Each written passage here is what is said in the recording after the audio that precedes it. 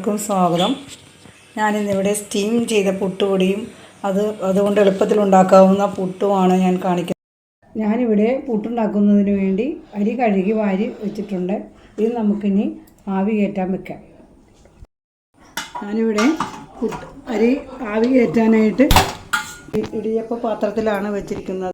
ഇതിപ്പോൾ നല്ലതായിട്ട് തണുത്തിട്ടുണ്ട്. ഇത് നമുക്ക് മിക്സിയിലേക്കിട്ട് പൊടിക്കാം.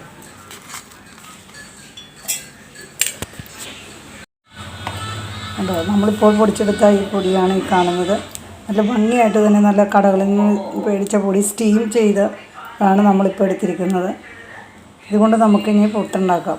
ഇതിലേക്ക് നമുക്ക് ആവശ്യത്തിന് ഉപ്പ് ചേർക്കാം. ഇതിലിപ്പോൾ നമ്മൾ നനച്ച് വെച്ചിട്ടുണ്ട്. ഇതിൽ നമ്മൾ 5 സ്പൂൺ വെള്ളമൊഴിച്ച് പുട്ടിൻ്റെ പാകത്തിന് നമുക്ക് ആവശ്യത്തിനനുസരിച്ചുള്ള പുട്ടിൻ്റെ നനവിനനുസരിച്ച് നമുക്ക് നനച്ചെടുക്കാം.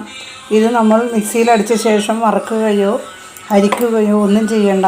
ചൂടുവെള്ളത്തിൽ നനച്ച് വെച്ച് നമ്മൾ സമയം പാഴാക്കേണ്ട, ഒന്നും വേണ്ട. വളരെ എളുപ്പത്തിൽ നമുക്ക് ഈ പുട്ടുണ്ടാക്കാം.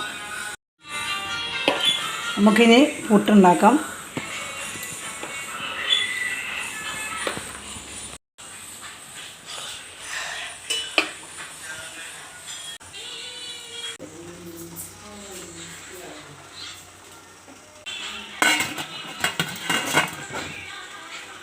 എല്ലാവരും ഈ പുട്ടുണ്ടാക്കുന്ന രീതി ഒന്ന് ട്രൈ ചെയ്ത് നോക്കൂ. ലൈക്ക് ചെയ്യൂ, ഷെയർ ചെയ്യൂ, സബ്സ്ക്രൈബ് ചെയ്യൂ. Thank you.